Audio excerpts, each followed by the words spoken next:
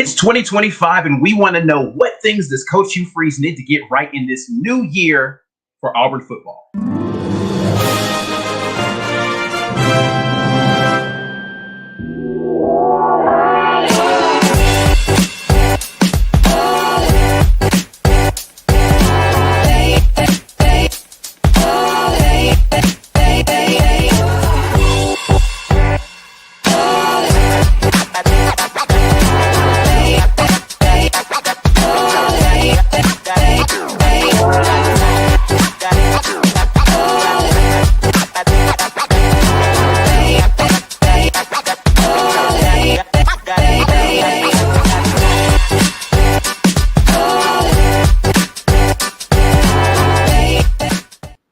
Midweek report coming at you. It's your boy Mike G here with my guy Ike Jones. This segment is brought to you by our friends at the Rage Room.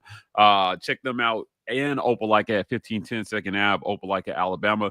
You can also catch them in Birmingham, Alabama, downtown at 2616 7th Ave. They've got axe throwing guys up there at the Rage Room. So we appreciate them for sponsoring this segment. Also, if you haven't made the insane decision, or if you've made the insane decision to not join the War Report, make the sane one and join as a patron. $5.99 a month will get you there. Look, we're doing lots of film reviews behind the paywall. We've got office hours. We've got plenty of stuff for you guys to check out there. So please, please, please join as a member. You can also give the gift of the War Report by hitting that gifted membership button. Look, this is a program that YouTube started, and a lot of you guys have been taking advantage of this. We appreciate that. So if you interact with our channel at a high level, but you haven't made the decision to join as a member yet, you can be on the receiving end of one of these. So check your email. Also, this segment is brought to you by our friends at Los Amigos Mexican Restaurant. You can visit them at 1220 Fox Run Ave, Suite 200 in Opelika, Alabama. Our friends at Los Amigos serving up dreams over there. We appreciate them definitely for sponsoring this segment. Please, again, go visit them. Great members of the community. Lots of you guys have been telling us that you've been going over there and finding them through us, so we appreciate that. Last but certainly not least, this segment is brought to you by our friends at Manscaped. Visit manscaped.com and use code REPORT to get 20% off plus free shipping. Joining the over 11 million men worldwide who have made the decision to trust Manscaped with their personal grooming and care. Guys, whether it's the boys upstairs or the boys downstairs, Manscaped has you covered with the electric trimmer, the electric foil shaver, the lawnmower 5.0, which I like. I like that product. It's quiet, for certain situations. But manscaped.com, use code REPORT to get 20% off plus free shipping. Yes, indeed. We want to thank you all for joining us today on the Midweek Report. We are going to talk a little bit. It's New Year's Day. So happy New Year to you, Mike G. 2025. We have finally arrived here. And there is so much to talk about in terms of Auburn sports still. New Year's resolutions happening all over the place. People resolving, I'll never do that again. I'm going to do this better than ever. And we want to give some New Year's resolutions for Auburn football.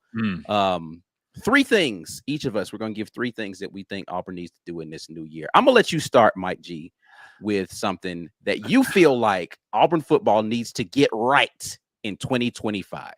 New Year's resolutions are by nature designed to be harsh, right? Something you absolutely need to change, Ike. Not like, hey, I have a New Year's resolution to make my bed twice a week. No, I got to lose 100 pounds. I got to get into that thing from high school. I got to pull a 9 out of 10 baddie, and I need to make $1 million. Those are your New Year's resolutions. So for Auburn football, they need to fix it on offense. And I think the New Year's resolution for Auburn should be play calling competency. Too many times last year, Auburn football looked a mess in critical situations. Talked about this with friend Zach Blackerby over at Locked on Auburn about things that they need to fix this spring. And for me, I just don't think it's an argument that something was broken on offense. And, 5-7 wasn't about players. That was about coaching. If you want to talk about certain situations where players could have done better, yes, there were those situations. But you didn't go 5-7 this year because you didn't have enough. You didn't have the players to go 8-4 or at least 7-5. Coaching landed you on the outside of a bowl game with everybody making jokes about how Auburn football isn't in a bowl game. Somebody crapped the bed in their bowl game. Well, what bowl game did you guys play in? What time was your bowl game? Well, yeah, okay, we earned that. And the coaches have to fix that this spring. Now, look, you went out and you got Jackson Arnold.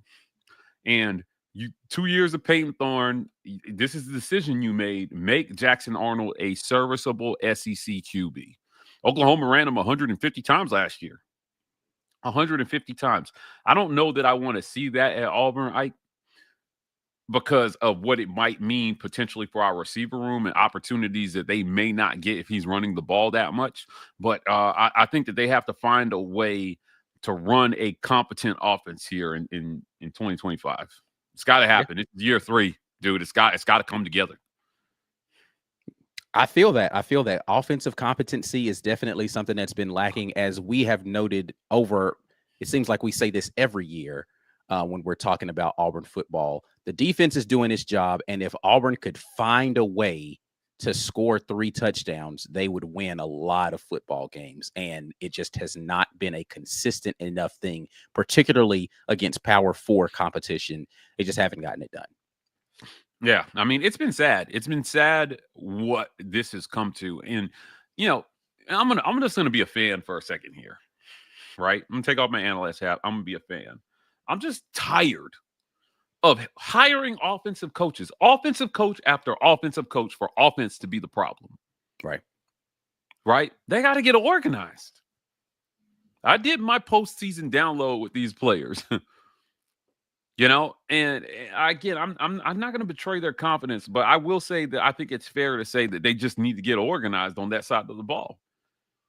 Yeah, I don't think that's an unfair statement. I mean, the lack of organization showed itself in those moments that you're talking about, right? Like, you're in critical downs and distances, and the play call confusion that's happening, and having to take additional timeouts in situations where you're blowing time, that's a lack of organization. Right.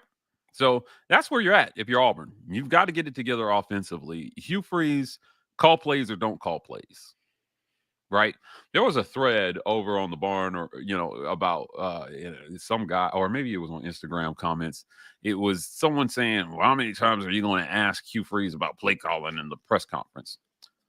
Until play calling looks right in the game. There's a reason that we keep asking that question, Noodlehead, to ask that question. Yes, yeah. I'm saying Noodlehead, right? Because it looks terrible, but we obviously know something, which is why we keep pressing for a different answer. Well, I think that the problem, too, is that the answer seems to be confusing in and of itself, right? Like, when you ask the question about play calling, it's like, well, I called this one and this person called this one and this called. Well, so, all right, in this game, in this scenario, who called that one? Because we want to know that. Or is this something that you've always done, or is this something new? Like, it's not as if it's the same question every time. There's nuances to who called plays in certain. If you're sharing the load of play calling amongst multiple people, I want to know, in this scenario right here, who called those plays? Or for this game, who called the vast majority of these plays? Because it seemed to look right in this game, didn't look so right in this game. Who was responsible in this game? If it's not one person, then it's a fair question every single time to figure out who was calling plays at a particular time. So I don't even understand anybody's objection to asking that question multiple times when the answer could be different every single time. Yeah, and then when it's not working, when it's not working, it makes it even more fair of a question. What happened? It seems like you're doing the same thing over and over again and expecting a different result. The definition of insanity. And it's not that it didn't work at all, because statistically, Auburn moved the needle last year. They moved it a lot last year. Peyton Thorne went from a 1,700-yard passer to a 2,700-yard passer, which is where we thought his floor was when he came in. Right. So you fixed it to some extent, but in critical moments, though, that's where coaching is supposed to show up, especially when you haven't filled the talent gap just yet. But Auburn had no business losing to Arkansas or Oklahoma or Vandy this year. Or Cal. That's 9 wins, Ike. That's a 9-win season, and you're sitting here talking about your season kind of in the vein probably that South Carolina is talking about their season. Now, I know they lost their bowl game, but my sources tell me they dropped a guap on Lenore Sellers to make sure he stayed in the fold because they like the direction that they're headed. Oh yeah, no, they definitely. I mean, that was widely reported that they re-upped his NIL contribution to make sure he wasn't going anywhere. Yeah, look, listen to me. They had the season that belonged to Auburn. South Carolina had the season that belonged to Auburn. A season that showed you on the outside of the college football playoff, competitive, but on the right side of those close matchups. And I think that fans want to see more of that. So for me, again, it's offensive competency. That's number one New Year's resolution. There can't be another thing before that because recruiting is going great. Yeah, that's true. Recruiting is going fine, right? Your top 5 in terms of portal classes. Yeah, there's not. You could not ask for much more through the first 3 years in terms of getting personnel in the door. And I'm not inclined to think that all the quarterbacks that came through in the last 2 years were whiffs. I'm just not inclined to think that.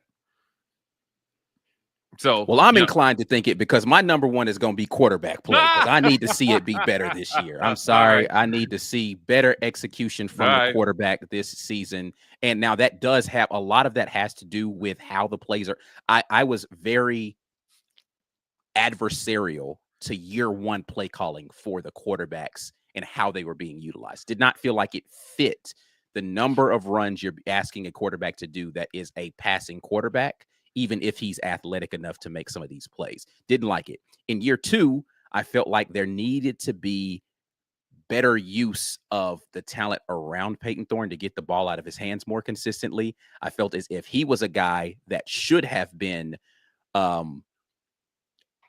don't know. I feel like Peyton Thorne's smart enough for you to give a game plan to him that would allow him to be better in those moments.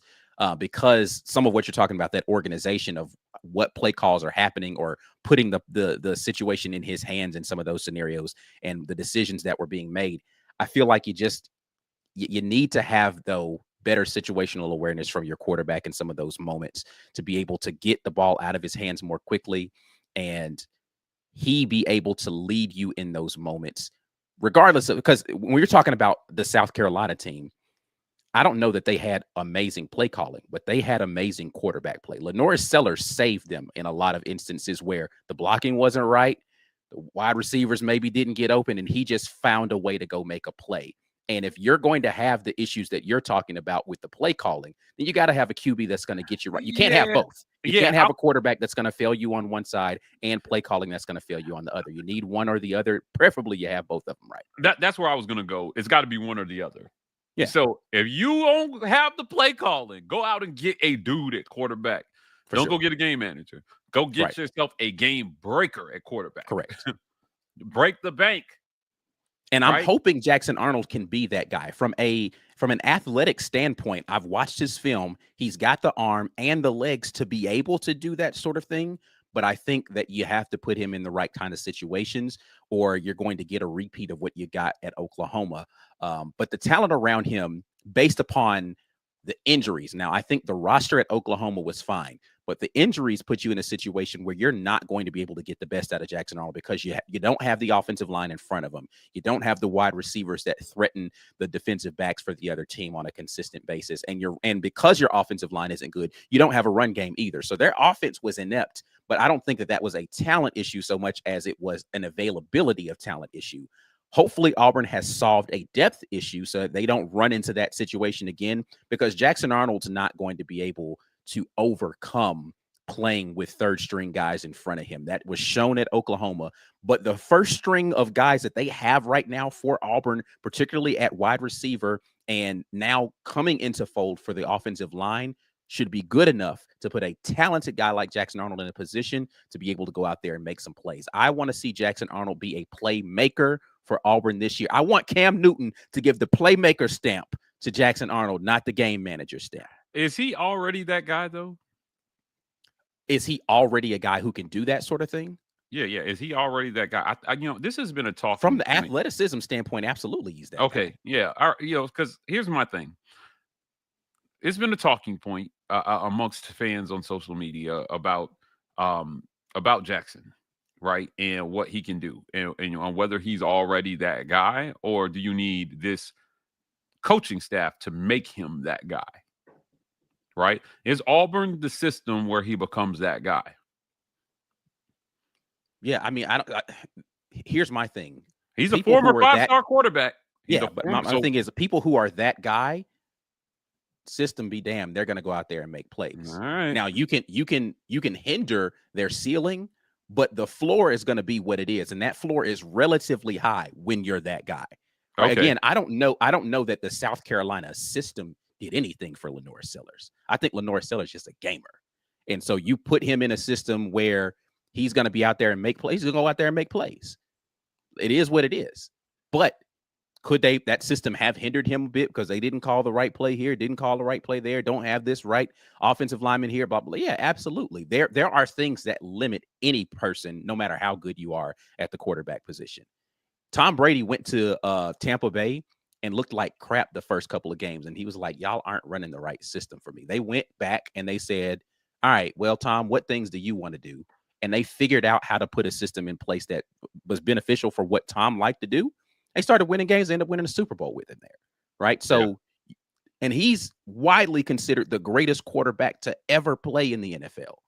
System can absolutely handcuff talent, but they weren't inept with Tom Brady in there because Tom Brady's still Tom Brady. Right. So looking back at Oklahoma, I guess my question would be, and you've been doing film reviews on Jackson Arnold. Is that an acceptable floor that you saw at Oklahoma? I need to watch a little bit more of this year's film. The only thing I watched in depth was the bowl game, and that was his first start ever. So I'll have a better answer for that after I watch some of the games in which he didn't perform as well as people thought, because I do have some of that film as well. So we'll get into that. But I think the things that he doesn't do well are things that are absolutely fixable. Like, it's not mechanics. It's not arm strength. It's not location. It's really about anticipation and understanding of where to go with the football. And those are things that are fixable. You can fix that. You can't fix a guy like you weren't ever going to make Peyton Thorne's arm stronger. You weren't ever going to get to a place where he could run faster. You weren't ever going to get and based upon the system stuff, you were never going to get to a place where it was going to be absolutely right with the play calls. So you got to have something. Jackson Arnold has that athleticism to turn it into something when it's not supposed to be there. Yeah, I guess, when I'm thinking about Jackson Arnold, I think, okay, if you're a former 5-star guy, it's probably because you have all those things, right? That's how you got rated a 5-star. Somebody looked at you and said arm strength, intelligence, speed, strength, physical measurables, right? Like, I don't think you make it to being rated a 5-star. I think it was the second overall quarterback in his class. Right. Maybe. I don't think I don't know where he was rated in that class, but 5-star plus. Like, every person who does evaluations, every service that does evaluations said 5-star for this guy, right? Like, nobody said, I don't know, maybe he's just a 4. Everybody said, yep, that's a 5-star when they looked at it. Yeah. So he has all the tools for sure. Yeah. Look, I think he sat for 3 games last year. Yes. Or 2.5 games last year. Obviously, 1,400 yards at 62% is way too low. Now, that's only 246 attempts. So that's comparable to what we saw from Peyton Thorne last year at 233 attempts and 1,700 yards, right? Obviously, Peyton didn't sit as many games. Right. But I'm looking at it and I'm just thinking, all right, that's got to come up some. I'd like to see that completion percentage somewhere in the mid to high 60s. And I still think the floor should be around 2,700 yards passing. Somewhere between 27 and 3,000 yards passing. And that gives you a chance as long as you're making the right plays at the right time. But I don't know. Like I said, in last year's system, if Peyton Thorne doesn't sit versus New Mexico and half of the Arkansas game, was it Arkansas or Oklahoma? That who sat? No, Peyton Thorne sat. He sat for Arkansas. Arkansas, yeah, right. He's a 3,000-yard passer. He's a 3,000-yard passer, right? And, when you look at his single-season passer rating, I mean, the only 2 people better than him in Auburn history for single season in terms of passer rating were Jason Campbell and Cam Newton.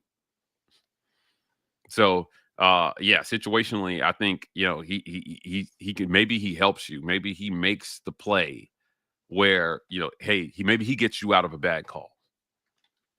Right. Right. I think that's my question for him. You know, and I'll tell you, kind of moving forward and sticking with an offensive theme, I think, you know, New Year's resolution has to be making sure that you replace Jarquez Hunter. Mm. Now, I made a statement about this young man when he came in. I said I thought he would be a top 2 or 3 rusher in all of Auburn history. He finished 4th. And if he didn't sit that Cal game last year and, you know, some things happened, he only finished like 200 yards out. If Auburn makes a bowl game, he might he might have finished 3rd. But if you're Damari Alston, it's your time to shine. I wonder how long a leash he's going to get with Cobb behind him, because I don't think his leash is going to be as long as Jarquez's was. And we saw Damari, you know, at points look great. But I'm going to tell you this, Ike, if he loses this starting job this year, because I think he'll get first crack. I don't think that Cobb passes him in the spring. Yeah, no, agree. Ball security will be the reason that he sits.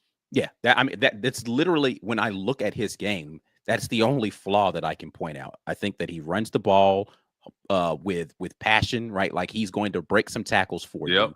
He's got speed. He's improved his open field speed. He's got good vision. He's got good hands out of the backfield, and he blocks well. Hold on to the freaking football, and you are a dude. And I think all of the worries that Auburn has, the fan base, I should say, has about Damari goes away if he holds on to the football. I agree. I think he does everything else too good. I don't know that he has the open, like, you know, when we were at the fireside, he seemed to disagree with the idea that Jarquez Hunter could beat him in a foot race. I haven't seen that kind of speed from Damari. I think that you know, he did say that on our fireside, right? He did. He was contesting the idea that he was not the slower of the 3 between him, Betty, and Hunter. And I would kind of think that he would be the slowest of those 3 guys. But that's still not a knock on him. I think that he's got good enough speed to be a game breaker. I don't think you will see him as frequently hurdle people like Jarquez Hunter, and he doesn't he doesn't squat 600 plus pounds, right? So he doesn't have the raw strength, but he's a little bit more elusive. Like he got a little bit of shake to him that Jarquez doesn't even try to have. Jarquez trying to run around or through people. Damari is going to give you a little something in the open field every now and then. But I agree with you that you got to figure out how, now, whether it's by committee or not, you have to figure out how to replace Jarquez Hunter's contribution. What did he finish the season with? 12. What was the final number on Quez's numbers, yards in the season? Yeah, it was like 1,200 yards. I'm pulling it up here real quick. But yeah, he was the second leading rusher in the SEC last year. And the first leading rusher had a ton more carries than him. He finished with 1,201 on 187 carries. The guy who finished 290 yards in front of him at 1,491 had Ike 73 more carries than Jarquez. Right. At 258 carries on the season. That was Dylan Sampson at Tennessee. So Jarquez had himself a year, and he had a better yard per carry average at 6.4. As a matter of fact, you know, I believe that led the SEC among starting running backs. So yeah, he had himself a season. So, you know, I saw a comment earlier that these New Year's resolutions, unfortunately for yourself and myself, will not be able to include Jay Fair or Keontae Scott. Well, I've got a new one, because Damari Alston's going to be the new guy that I'm going to be hammering often about. Hey, I really like this guy's game and what he brings to this team. I've seen far too many, and this isn't even part of my resolutions. I'm just piggybacking on what you're talking about here with Damari. I've seen far too much, in my opinion, disrespect for the talent that is Damari Alston. He is a really, really good running back. I don't think people have been able to see what he does. And I understand completely the issues with the fumbles, right? Like, I'm not discounting that. But you know who also had fumble issues early in their career with Auburn that ended up being a really good running back? Tank Bigsby. You know who else had fumble issues early in their career at Auburn, but also ended up being a really good running back? Cadillac Williams. Early in your career, having fumble issues does not mean that you do not end your career as a good running back. I think that Damari Alston beats himself up more than anybody else does about those opportunities he missed with putting the ball on the ground this last season. And I think that that's going to be a focus for him and you can see it really after the Arkansas game. Every opportunity he had after that, I think he was focused more on let me hold on to the football than he was fighting for additional yards. Right. Jarquez Hunter actually had fumbling issues for a portion of his career up until last year, right? So I don't know that I'm ready to throw him out because he had issues holding on to the football earlier in his career, because I've seen the tools that he has out there. I've watched film on him and seeing the vision that he's had. I see him being able to pick up the pass blocking stuff even when he was coming out there during his freshman season. Damari Alston is going to be the guy that I'm like, hey, I'm going to pound the table for Damari Alston this season, and y'all just going to have to be mad about it. Okay. So, yeah, listen, I'm with that. Look, at the end of the day, Damari knows what he needs to do. That's it. Yeah, go out there, hold on to the football, average 5 yards per carry. He holds on to the job. That's it. It's that simple for Damari Alston. Average 5 yards per touch. That is a first down every 2 times they give you the ball, sir. And he's got the skills. So I feel that this running game is going to be really important if for some reason they can't get it together in the pass game. There's no indication that that's not going to be the case, though, because I think that Jackson Arnold passes the ball well enough that if you can find your Keandre Lambert-Smith this year. Now, is it Eric Singleton?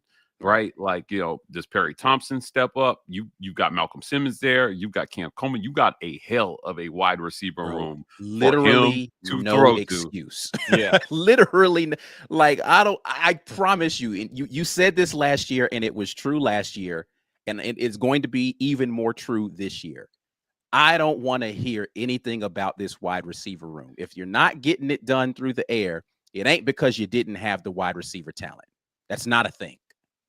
You got dudes, not just acceptable players you have literally dudes all over the field in wide receiver. Cam Coleman proved to be him, right? Like all of the preseason hype and everything. Like, okay, he had a slow start to the season, shoulder injury. He had some issues with a couple of drops early. Late season, Cam Coleman was a guy. He was out there balling. He had a ton more targets. Yeah, but I'm just saying though, like the targets he had, he came down with them. He was getting like they found a way to get him the football. Cam Coleman's a guy. Eric Singleton's already proven that he can be a guy. 2 years of productivity at Georgia Tech against some of the best competition, including games against Georgia where he still showed out. Eric Singleton's a dude. Malcolm Simmons is a guy. You just there's no excuse, man. Perry Thompson's gonna be a dude. You have all of this stuff available to you. I don't want to hear anything about the passing game this year, because you don't have receivers who can get open or you don't have the talent. Nah, bro, it's a wrap for that. That excuse is way out the window.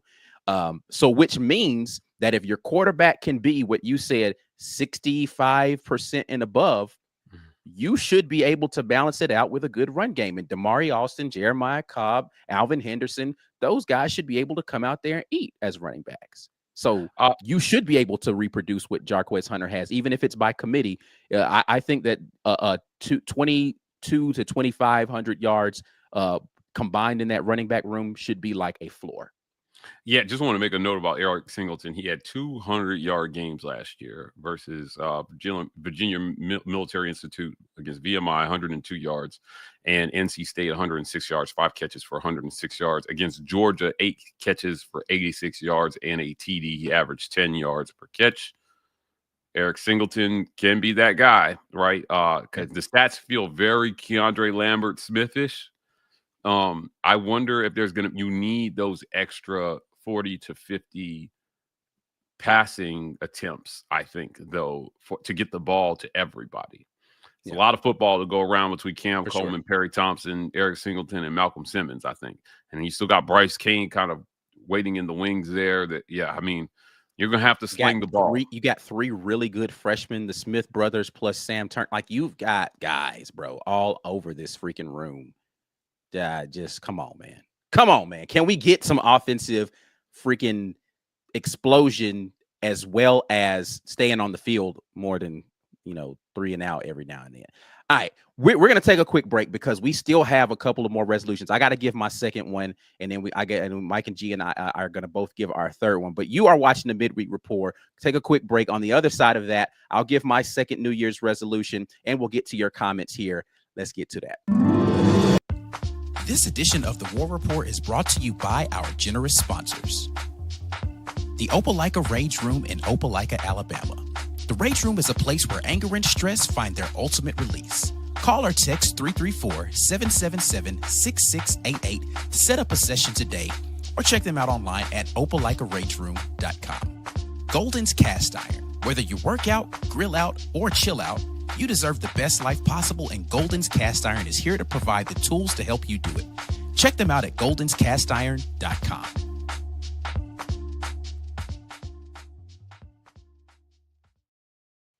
Guys, you know the deal. Become a member. $5.99 a month will get you there. We appreciate our community for joining. Lots of film reviews and extra stuff there for all our members. Plus, you just get to support the work that we're doing. We're showing up to games. We're doing interviews live. I don't know if you guys saw the segment that Ike did with Max Barr. Your support makes that stuff happen. Basketball is on fire right now, and the War Report is there for every second of it. We appreciate you guys. This segment is brought to you in part by our friends at the Rogue Shop. Visit rogueshop.com and use code RAPPORT for 15% off your Rogue Shop order. Pain, sleep, stress, anxiety, whatever ails you in life, the Rogue Shop has you covered. I got Richard serving up sweet dreams at the Rogue Shop. Let them know that the War Report sent you so you can get a little extra something on that order. And if you are hungry after the Rogue Shop, if you got the munchies, go visit our friends at Vintage 2298 Restaurant and Butcher Shop. You can find them at 2298 East University Drive in Auburn, Alabama. Our guy, Chef Randall Baldwin, cooking up sweet eats there for you and your loved ones this holiday season. They'll take care of you during the season on a game day. Vintage 2298. Just make sure you call ahead and get that reservation in. And if all that eating and smoking at the Rogue Shop makes you horny, our friends at Joy Mode have you covered. Visit tryjoymode.com and use code REPORT to get 20% off plus free shipping there as well. Imagine a supplement like your favorite greens pack that you can put in 6 to 8 ounces of water, and 45 minutes later, bam, it's ready. You're ready to go. You're ready to score, right? You're ready to win the starting job. Like, tryjoymode.com. Use code REPORT to get 20% off plus a free shipping.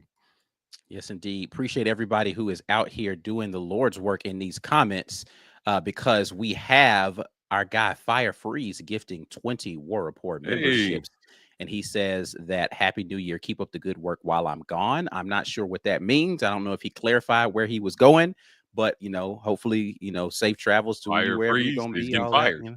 He's getting fired. Exclusive TV jumps in and says Jeffrey Emba trying to come back home with the eye emoji. Yeah, Jeffrey Emba is making a visit for his transfer portal. He decided Purdue was not quite the home he thought it was going to be. So, yeah, we'll see what happens with that situation. Former number one JUCO player in the country. Yeah, I don't know that he's performed up to those expectations yet. Auburn does need some more guys for depth along the defensive line. The question would be, is he going to be a guy that is going to be okay being a rotational piece? Because that's what he was going to be when he left Auburn, and he wasn't happy with that. Yeah, I think Auburn, that Auburn's gotten more talented on the defensive line since he left. Yeah, you also lose a ton too, though, and you know DJ Durkin wants to rotate a ton of guys down there. So if you're Jeffrey Emba, then might be a good move for you. I mean, he's going to get time. If he's good, he's going to get time, I think. You know, when you look at all the guys that are walking out the door right now, it's a ton of leadership and experience leaving. Now, you're looking for guys like Malik Blockton to step up into those roles. Keldrick Falk returns as a monster. You know, but you need guys. I think you still need guys down there. Yeah, I don't disagree with that. I don't disagree with that at all. Mr. Gibson with the super chat, appreciate you for $4.99, says, name each opponent for next season that Auburn is more talented than. That should be the win total. Yeah, I don't disagree with this, right? If in year one you're saying, hey, talent gap was the reason, right? Then year three, when talent gap is not going to be the reason, then it should be compulsory. We're going to go out there. We're going to beat everybody that we're more talented than. If not, then it absolutely becomes a coaching issue, right? Like, I don't even care about execution at that point in time. You've got enough talent to go beat these guys, go beat them. I don't want to hear all this other crap. Kelsey Gardner says, I'm curious to know how unorganized this offensive was compared to the defense. Durkin seems like he is always well prepared. I've been trying to hold my tongue, defense? Kelsey. Very. It was a problem. There's a reason I put it on my New Year's resolution list. They've got to get it together on that side of the ball. There's a reason that you see the product that you see on the field. I think that sometimes players got thrown under the bus. I think sometimes coaches got thrown under the bus. Ultimately, what the way they organized on defense showed up. In key moments, they turned up play after play. And I think you had talent on both sides of the ball.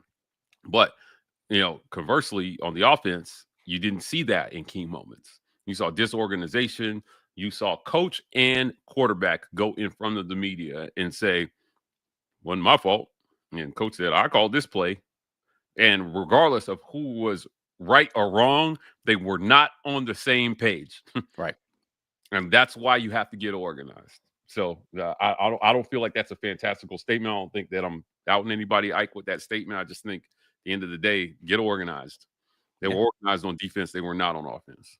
Yeah, again, I think it's completely fair. The product on the field showed the lack of organization. Too many cooks in the kitchen. If you want to say 15 people are calling plays, that's too many. That's 14 too many. I'm sorry. Like, it's just, I don't care if you've been doing that every year of your life. That should have been the last year that it happened. Is that everybody has, nah, bro, we're not doing this. If we're calling a timeout and it's situational and we're like, what do you like here? That's one thing. But like in the middle of a drive, I'm just going to jump in and call a play. Nah, fam, that's not what we're doing. We're not doing that. That's like you're driving a car. That I mentioned last Monday that we didn't practice. Let's try that. Yeah. Yeah, it's like we did the road trip to Houston to Dallas for media days. That'd be like in the middle of the highway. I jumped in. I was like, hey man, I think I got it right here, man. It looked like it's a little traffic up here, man. Let me just go and jump in the driver's seat real quick. And Mike's like, what, bro? What are you saying? I'm driving. We're not doing this. Yeah. Wait till we stop. There's a rest stop coming up. If we want to switch drivers, there's a good time to do that. Not right now. In the middle of the drive. We're not doing that. Well said. Well said. JJ Brand says, okay, Ike picked DA. Who is Mike G's 2025 player crush? So first and foremost, we don't have player crushes. We have guys that I feel like are being criminally under talked about. And so we try to amplify their profile. But, and I think that there's been a lot of chatter about Damari Alston not being able to be the guy, and we need to go get somebody else in the running back room. I think that he can be that guy. And so if you call that a player crush, it is what it is. I didn't think people were talking about Keontae Scott enough when he first got here, and he turned in some good games. Mike G felt like people weren't talking about Jay Fair enough, even though all the coaches were and all the players and they were. Put out a whole graphic that said Jay Fair is electric. So Jay Fair was not the issue here. Yeah, he was not an issue here. I don't know how you saw any of this. He may not have been Cam Coleman, or Keandre Lambert-Smith, but he wasn't the issue here. And we talk about the players that we have. It's so funny. People will get mad at us for getting excited about a guy, and then they'll get mad at us when they think we're talking bad about it. Well, you're not talking about this guy or that guy. You just can't please some people, man. It's never going to happen. Yeah, at the end of the day, right, I'm going to wait until after the spring because Auburn is in a very good position where there aren't a whole lot of underrated guys to pick from. For sure, yeah. There are a lot of highly rated guys. So if I say, I think Bryce Kane is going to be a dude. Okay, well, yeah, he was running the freeze 4. I tweeted that out last spring, and they put out another graphic saying Bryce Kane and Perry Thompson are making plays. Y'all better start listening to me because the team seems to be saying a lot of the things that I'm saying.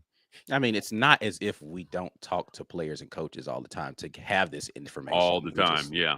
So, I know it sounds like we're just pulling names out of thin air, but like it is what it is. All right, let's get back over into these resolutions and talk a little bit more. My second one, and we talked about wide receiver and how I don't want it to be an excuse, but by God, 1999 needs to stop being a thing. Because that's the last time Auburn had a 1,000-yard receiver. They were so close this year. This needs to be the year where someone catches 1,000 yards worth of receptions. Please, can we get a 1,000-yard receiver at Auburn? You've got enough guys, and I don't care about how trying to spread it around. Listen, you were explosive last year. If you stay on the field a couple more times, Keandre Lambert-Smith gets it, and you still have a bunch of catches to go around to other guys. Please give me 1,000 yards for a receiver in 2025. That's what I want to see from Auburn football. Can they get it done this year? Please. Yeah, I agree. Look, they took steps in the right direction last year. The problem is volume, Ike. Yep. Right? Because the top receivers in our league the last few years are easily Ike. They've got 80 to 90 receptions. Right? Keandre Lambert-Smith was our leading receiver with 50 receptions. That's And too still few. almost had 1,000 yards. Yeah, that's just too few. Right. So you've got to get that up there. I mean, again, looking back at this past season, right? Leading receiver in the SEC was Andrew Armstrong From at Arkansas. Yeah, 78 receptions. Trey Harris had 60 receptions. Keandre Lambert-Smith was third with 50 receptions, 19.6 yards per, and in the top 10, that leads the guys in the top 5. Behind him, 74 receptions, Kevin Coleman Jr., Theo Weiss, 60 receptions. Look at how many guys have more receptions than him. But if you go back to last year when those guys were legit doing it, Malik Neighbors, 89 receptions. Xavier Leggett, 71 receptions. Luther Burden, 86 receptions. Come on, man. You need an 80 reception guy. Yeah. That's it. You want 1,000 yards and 50 receptions is actually nuts. Yeah, it is. I mean, that shows the crazy. explosive capability of this offense and how it just faltered again in those key moments, because there's no reason why you could have a guy with 50 receptions and close to 1,000 yards and you're a 5-7 football. Like, that's just like it's mind-blowing. It's mind-blowing that you have a 1,000-yard running back or 1,200-yard running back and a guy with almost 1,000 yards in receiving yards on 50 receptions, and you lose 7 games. Yeah, absolutely. Y'all need to chill on the Christmas tree in the back in the comments. Look, my girlfriend is one of those people that puts her Christmas tree up before Thanksgiving and doesn't take it down until after the New Year. So, yeah, it's not even. It's still New Year's Day. Give me 24 hours. Damn it, put that thing away. Listen, doesn't matter. It's a Christmas tree, and people are gonna be mad or say something about it. So yeah, they used to talk about your brick wall thing too. So it doesn't really matter what's behind. Right. Got rid of the brick wall. Now y'all complaining about the Christmas tree. All right, Mike G. Number 3 on your list of New Year's resolutions. What you got? I debated this one. I went back and forth. Right. I think number 3 on my list, and I have to stick with offense, is pass protection. Okay. Give Jackson Arnold time to throw the ball. Bro can't be running for his life this year. Yeah. Now, pass protection has been averaged by the numbers when you look at the PFF protection rates. Has been. Agreed. It's time to be better than average. It's time to take the next step. So they went out and they got, Champlin from Virginia Xavier Tech? Chaplin from Virginia Tech, and then they got Mason Murphy from USC. So they made Jeremiah Wright recently announced that he was going to be coming back. You already had Dylan Wade announce he was going to be back. You knew Connor Lew was going to be there. You have a legitimate starting 5 at your offense right now. It's time to take the next step, like at offensive line. And I think that if you're going, we talked earlier when you're talking about quarterback, where you either have to have a dude at quarterback or you have to have excellent play calling and systemic execution. I feel like O-line is one of those things where pick a struggle. Right. You're not going to have a dude at quarterback. Protect the dude that you do have at quarterback. Right. And they've got to figure that one out. So I'm just, man, it frustrates me that O-line was neglected for so long under Gus. And then Harsin came in and he didn't accomplish much there. And if you're afraid, protect your dude. You went out and you got Jackson Arnold. And what I saw last year, Oklahoma, no matter why you think his floor was 1,400 yards, that floor is too low based on what he did at Oklahoma for average O-line play. Right. You need excellent O-line play. So I think they have to get it fixed on the O-line. Run blocking wasn't terrible, right? No, wasn't terrible. Yeah, I mean, they produced the second leading rusher in the SEC on 73 fewer carries than the guy who led the SEC. Right. And again, if you go to the struggles that Auburn had in some of those moments in passing the ball, it makes the rushing yards look even crazier because it's like, well, yeah, you almost had 1,000-yard guy, but from an offensive standpoint, nobody was sitting there scared of Auburn's passing ability, and you still had a guy that could rush for 1,200 yards. Like, yeah, you did a good job up front run blocking, and you had a dude back there who could just make extra yards happen. So yeah, I agree with all of that. Is that it? That's it for your third one? Yeah, man. I think O-line speaks for itself, right? And every year there's someone on social media that's like, the O-line sucks and it's all of our problems. I'm still not in that camp. Yeah, I still think there are things you can evaluate at a quarterback of a quarterback with average O-line play. You see it every year. Every year we've seen quarterbacks with average O-line play win Heismans. For sure. We saw Bryce Young carry Alabama 2 years with the worst O-line in the SEC. But nobody talks about it because Alabama's floor was still pretty high. He still did things at a high level despite his O-line. Right. Bro was running for his life. Remember that year they beat Texas in the regular season? That first year they played, before they joined the SEC? Yeah. He carried them in that game. He was the sole reason they won that game. So again, pick a struggle. If you're not going to have a dude at quarterback, shore up your O-line, man. Yeah. So the you got to have one or the. You can't have both. And I think, and you know, going back to point number one that we made, that is kind of why you see. Well, not kind of. That's exactly why you see a 5-7 season for Auburn, is because there are three things that you need to really be able to do as an offense to be excellent. If you can do two of those things, you can be good. If you only have one of those things, you're going to be average. If you have none of those things, you're going to be terrible. You have to be able to block it well. You got to be able to go out and execute it well, whether that's the quarterback or your wide receivers or blah, blah, blah. And you got to be able to call the right plays. Auburn struggled in all three of those at points in time all season last year. Yeah. At some point in time, the offensive line was letting you down in critical moments. At some point in time, the play calling was letting you down in critical moments. At some point in time, your execution, whether that was from the quarterback, wide receiver, letting you down at critical moments. You can't be porous in all three of them and expect to win football games unless you have a defense that is just absolutely letting people not score ever. If you're only going to put up 14 points in the game, your defense can't give up any points. They have to be 20-21 Georgia good. Yeah. That's it. I mean, think about it. Think about how little Stetson Bennett threw the ball that year, and they won a championship because that defense was historically elite. Now, does DJ Durkin have a chance to produce that? Sure. But, man, I'm telling you, those defenses come along once every, 4 or 5 years. And don't waste it. Yeah, I'm telling you. And Auburn had that kind of defense in 2019. I tweeted this out, and LSU fans agreed with me. But Bama fans, of course, were in their feelings. In 2019, Auburn gave LSU the greatest run for their money that season.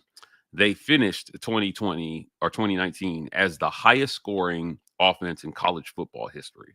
Joe Burrow threw for 60 effing touchdowns, Ike, while getting sacked nearly 40 times.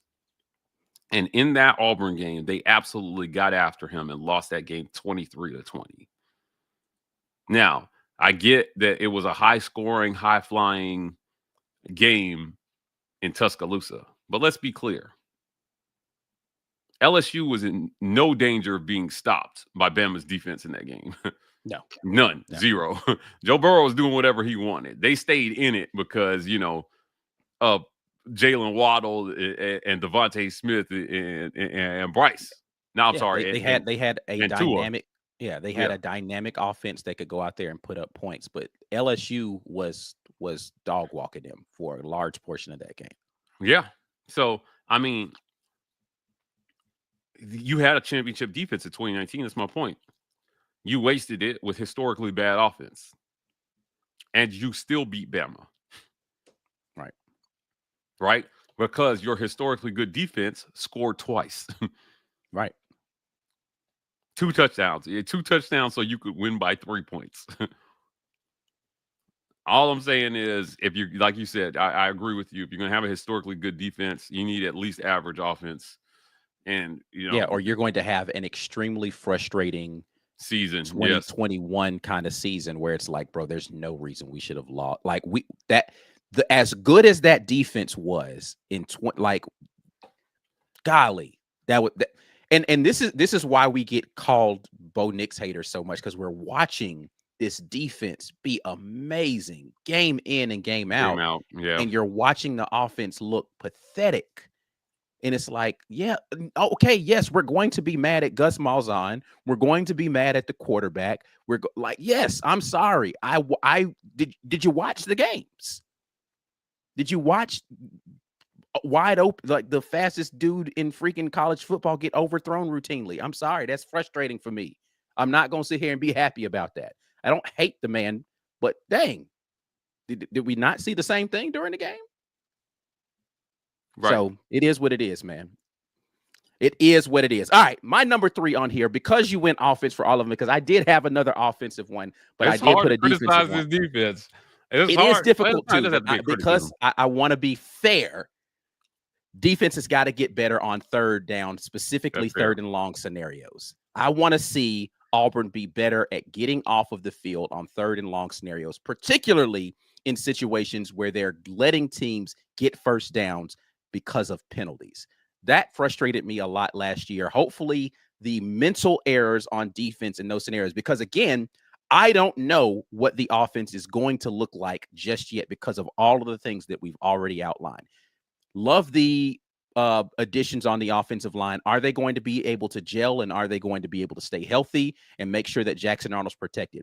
Jackson Arnold, ton of talent. Is he going to be able to live up to that potential? And if all of those things go right, is Coach Freeze going to figure out how to be a competent play caller again here in the SEC?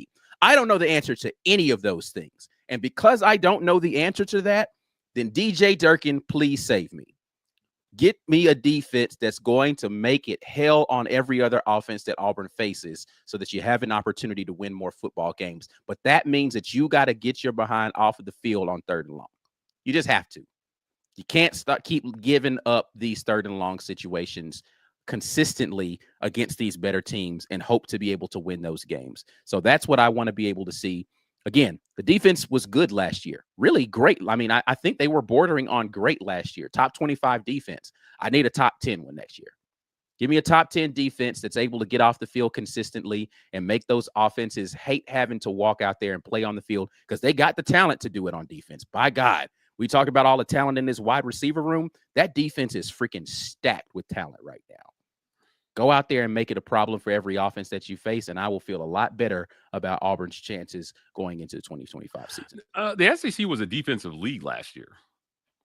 Believe it or not. I mean, it was an extremely good defensive league last year. So when you look at total defense in the league last year, Auburn fielded a top 25 defense, and still, Ike, in terms of total defense, and I like to go with yards allowed, right? They were still only the 4th best team in the league at 330 yards per game. Ahead of them was Tennessee, Ole Miss, and Texas. Right behind them, was Arkansas. Now, some of these numbers will be skewed a little bit because South Carolina was ahead of Auburn. They played an extra game. Right. Auburn's season obviously ended after the Iron Bowl. The likes of Alabama, who were used to being in the best part of this conversation, they were middling. They were like 8th in the league or 9th in the league. Georgia was behind Alabama in terms of total yards allowed, but they're in the playoff. LSU was behind them, which is an improvement for them because they were dead last. Yeah, LSU was terrible last year. Yeah, or Vanderbilt they were bad last year, terrible the year before that. Vanderbilt was the 3rd. Vanderbilt and Florida were the 2nd and 3rd worst teams defensively in our league in terms of yards allowed, and they both had better seasons than Auburn. Yeah. Because they had offenses that could go out there and score points. They were putting up points last year on offense now. Yeah, They couldn't stop situationally, they were anybody. getting it done. Yeah, they were getting it done. And so that's what I'm looking at here. And I couldn't agree more about the defense. Look, they're building, though. They're building towards something very, very special. And next year, if our guy Keldrick Falk takes the next step and Malik Blockton takes the next step, and they go in, they fill in some of those defensive lines that they have. In the secondary, you've got stars back there. Jay Crawford shined last year, right? Kayan Lee. These guys have a chance to be really good. Kayan gave up a few big plays here and there, I mean, but it's going to happen when you're playing press man. You're out there on the island. You're going to give up plays every now and then. Georgia tried to poach him. Didn't stop Georgia for trying to poach him this offseason because he's talented. He's going to go out there. He's going to play the press man. He's going to be aggressive, physical. He's going to come up and step up in the run game. So you're going to have a lot of guys out there on that defensive side of the football that are able to go and make plays consistently. And I am looking forward to seeing guys like Caleb Harris, who I think was an underrated player all year, somehow did not make all freshman team for Auburn, even though he was PFF's one of the highest graded freshmen in the country. Somehow SEC didn't feel like he should be on the all SEC team, whatever. But you got guys like that are going to be coming into Caleb and Jay Crawford, just their second year, Kayan Lee going into his third year. Yeah, the defense should go out there and ball out. And the freshmen that are coming in on this defense, you talked about the freeze 5 potential. That was the big thing. The free 5 with the wide receivers. The 5 guys that they got along that defensive front as true freshmen coming in this year are absolute menaces.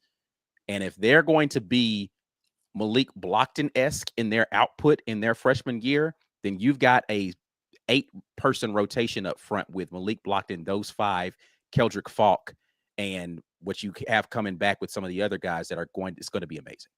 Yeah. I top 25 defense. I think the goal should be top 10 from where they are. The goal should be top 10. That means you have a top 2 defense, I think, in the SEC, right? Because when you look at all of college football, right, the 2 best defenses, number 1, Ohio State, who almost goose-egged Oregon in the first half there in the bowl game that was playing when we started, and Indiana, who, let's be honest, that's not real. But you had Texas down there, 4th overall, but first in the SEC, right? Ole Miss, 6th overall, 2nd in the SEC, right? Tennessee, 7th overall, 3rd in the SEC. Come on, man. Yeah.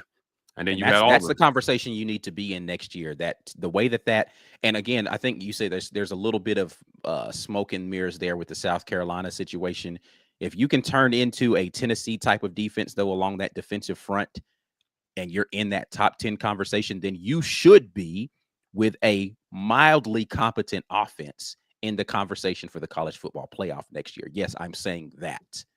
If your defense is that good and you have a mildly competent offense, you should be in the conversation. I'm not saying you're going to make it for sure, but you should at least be in the conversation. That's where South Carolina was at, right? They were talking about whether they deserved to be there or not, the way they ended the season with 6 straight wins. Now, they didn't make it, but they at least made it a conversation, and I think that most Auburn fans would have been satisfied with that in year 2 of the Hugh Freeze era. 100%. So, I know I would have been. Yeah, defense is a good way to get there. And hopefully DJ Durkin continues to build on what he's doing. I'm a big fan.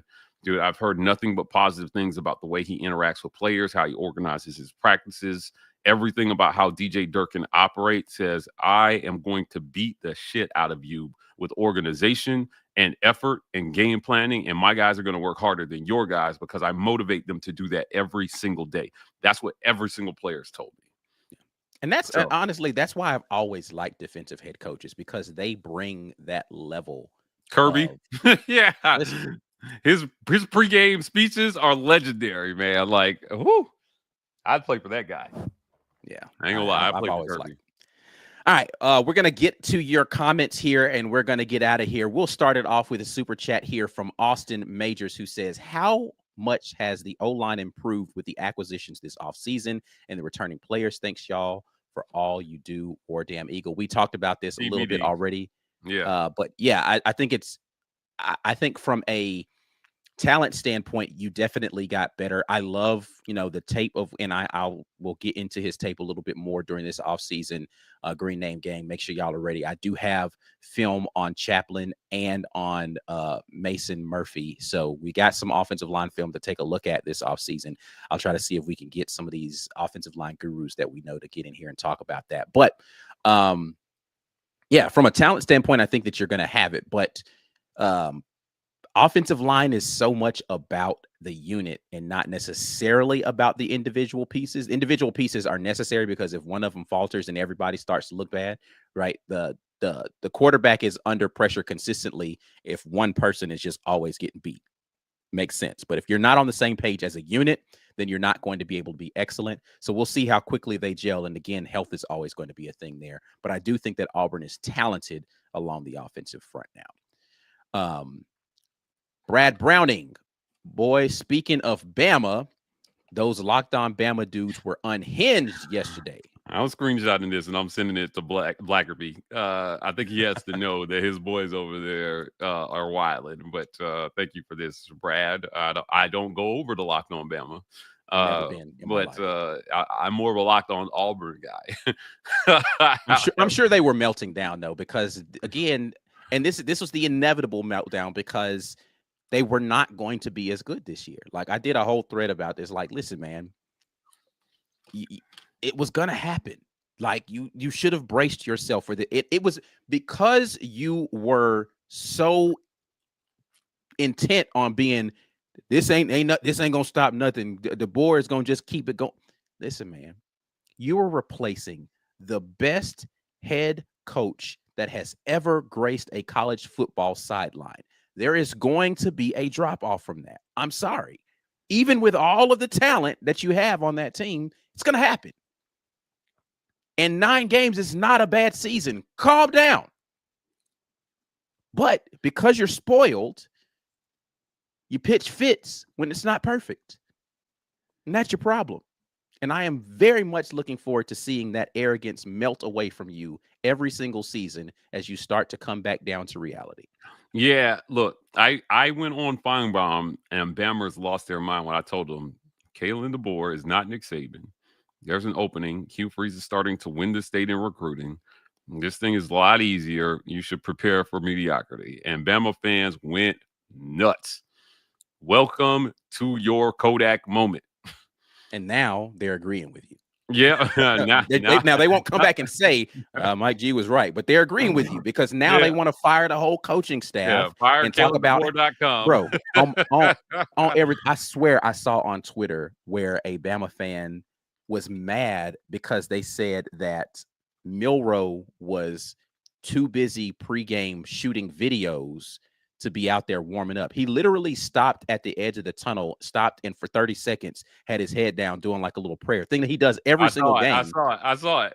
And I'm like, they were like, stop shooting social media and win some games. Them 30 seconds that he stopped at the edge of the tunnel is the reason why he lost, why he threw those interceptions in the game. So if he had 30 more seconds of warming up, he'd have played better. Is that what you're trying to tell me? No, stop. You're ridiculous. You are absolutely ridiculous people, and I want all of you to stop. Man, the number of dumb things that I have seen from Bama fans recently, bro, the stupidity started at we deserve to be in the playoffs this season, and it has just continued to transcend to new levels of absolutely ridiculous statements coming out of that fan base's mouth, and I am baffled as to how you all are allowed to be in public with people without helmets on. Yeah. I see now why they hand out hard hats at Bama basketball games. It's unfortunate. It's unfortunate. Let's see here. Auburn Dad says, Ike, y'all should have said special teams because it cost us a couple of wins last year. You are right about that. Yeah, you find a kicker. Yeah, that easily could have been on the wish list for sure. We only got 3. I don't want it to sound like a complaint fest.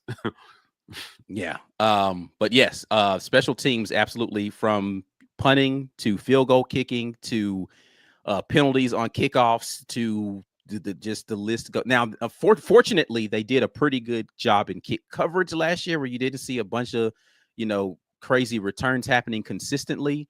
But yeah, the special teams definitely could have been one of those easily on the list. We'll end it off here unless I see another super chat pop in here. Greg Wheatley says, Mike G, did you say at one time wide receiver Egbuka wanted to come play for Auburn, but Gus passed on him? It's not quite what was said, but Mike G, clarify that. We talked about this. This is how long Greg has been subscribed to our channel. This was a conversation we had almost 3 years ago. Yes. Courtney Taylor, former Auburn wide receiver, was working with Emeka out of high school. And he called Cody Burns and said, I have this kid that you need to come look at. And apparently Seattle is too far for them to go look at the kid. But Cody responded and says, we don't really recruit all the way out there. And they passed it. By the time Auburn caught up to wanting to offer him, because I think he was like the 6th overall player in his class.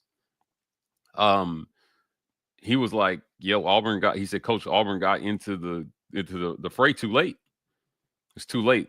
Ohio State had already established a relationship. It was just too late. And you had a former Auburn player telling him to give Auburn a look. And I thought Courtney would make an excellent wide receiver coach. I wish he would come back home to the Plains. But yeah, Courtney was on Emeka. He's actually training these kids. And what more do you want in a coach other than a guy who actually develops talent? Be nice. It would be nice to have coaches that develop talent, especially when they're already super talented coming in. If they get better under your tutelage, then that means your team is becoming awesome. And I would love to see that on a consistent basis here at Auburn. All right, let's get out of here, Mike G. Tell the people ways that they can support what's going on with the War Report. You guys know the deal. But first and foremost, I want to thank our title sponsor, the Rage Room. Go visit them in Opelika at 1510 2nd Ave, Opelika, Alabama. Or if you're in the Birmingham area, 2616 7th Ave, South in downtown Birmingham. They got axe throwing up there at Birmingham. So it's a different kind of rage you can get out up there. But we appreciate them for sponsoring the War Report. Let them know we sent you. They might give you a free bottle of water while you're tearing things up. Also, I want to thank our sponsors one more time, Los Amigos Mexican Restaurant. Go visit them at 1220 Fox Run Ave, Suite 200 in Opelika, Alabama. Also, Vintage 2298 Restaurant and Butcher Shop. If you're in the Auburn, Opelika area looking for some good, fine eats, they've got you covered over there. Our friends at the Rogue Shop, always sponsoring the War Report. Use code REPORT to get 15% off your Rogue Shop order. Of course, Manscaped, manscaped.com. Use code REPORT to get 20% off plus free shipping, joining the over 11 million men worldwide who trust Manscaped with their personal grooming and care. And our friends at Joy Mode, trust them with your boom boom over there. Try joymode.com. Use code REPORT for 20% off plus free shipping. Guys, do us a favor, help us out. Go over to your favorite podcast platform, whether it's Apple, Spotify, Amazon Music, iHeartRadio, and subscribe to the Auburn Express powered by the War Report. We need your audio subscriptions. So subscribe, turn on alerts, turn on automatic downloads. This helps us immensely. Even if you don't have time to listen, turning on those alerts does more than you know for us. So we appreciate you guys for doing that. The Auburn Express, Up-Tempo, College Loop, and Just a Sec pods, as well as our guy, Josh Marler over at the Sooner Spotlight. We appreciate him as well, too. But, yes, please, please, please subscribe on audio. We appreciate you guys for doing that. Yeah, I'd be absolutely remiss if I didn't do this before we got out of here. Brad says prayers up for the New Orleans and for those involved. I hope one day we will surpass all this evil in the world. Thanks to the War Report. Appreciate y'all and Happy New Year. Yeah, absolutely tragic things happening down there in New Orleans caused the postponement of the game, but the game is absolutely not the most important thing that's happening right now. And it seems as if it's been a targeted attack across in some several other places where they're attempting to do this coordinated situation. So thoughts and prayers for those that are involved in that situation down there. And again, sports are going to always come second to anything happening like that, but we'd be remiss not to acknowledge that before we get out of here. But thank you to everybody who decided to jump in here with us today. Before you get out of here, make sure that you share this content with somebody out there. We are at The War Report on social media out there. Make sure that you like this video and subscribe to the channel if you haven't already, so that you can know when we are doing things live, even though YouTube likes to hate every now and then and not tell you when we're live or all that. But you know, it is what it is. We put out so much awesome content, they can't keep up with it. And I understand all of that. We are at The War Report on Twitter and Instagram, TW Report on TikTok. We will be back at you guys with more great content later on this week. But until the next time, and as always, War Eagle. War Eagle.